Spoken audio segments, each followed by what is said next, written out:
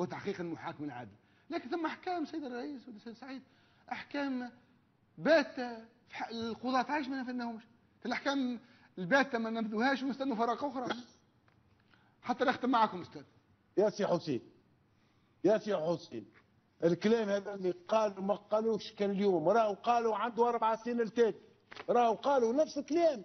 يا ولدي راهو عندكم امام قرص مشروع ديسكي مشروع يتعاود كل مره نفس الكلام يقولوا. يا ولدي جمله حافظها يعاود فيها.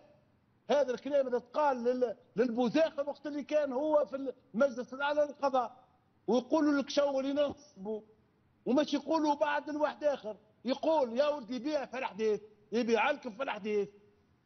ما ثماش كيما الصلح الجزائي، كيما الاحتكار، كيما الكارتلات، كيما السياده الوطنيه، كيما كل شعارات وربما ترهيب استاذ افتح عليها الكتاب. عندما يقول يجب ان خالة القضاة، ربما ترهيب اكثر القضاة في بدايه السنه القضائيه. يا ايش مازال فيهم القضاة باش يرهبهم؟ القضاة سيد، القضاة توا حتى اللي عنده هكا واحد ولا خاف على خبزته كما قضاة، كلام فارغ ما عنده حتى معنى. ما عادش عندنا قضاة توا، احنا عندنا ناس يخافوا على خبزتهم، يقول لك تبكي امي وما تبكيش امي.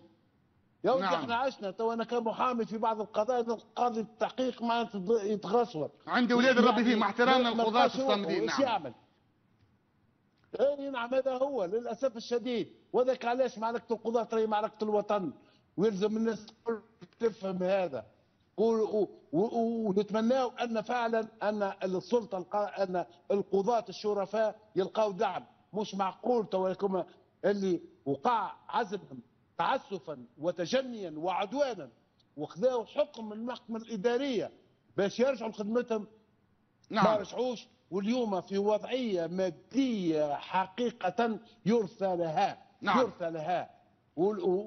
وهذا طريقه للاسف الشديد. القضاة الاخرين زملائهم يعني ولاو خايفين، ولاو راكعين، ولاو معناتها البعض منهم ياخذ في السيرتيفيكا ميديكال يهربوا من الدوسيات الى غير ذلك. يا ودي احنا علاش هذا هو تفكك الدوله.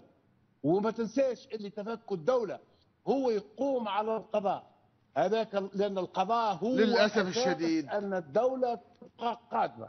هو اول من خذاه ضربه هو القضاء التونسي. شكرا جزيلا. نعم. وشوفوا. نعم استاذنا العزيز، شكرا جزيلا لضيفنا استاذ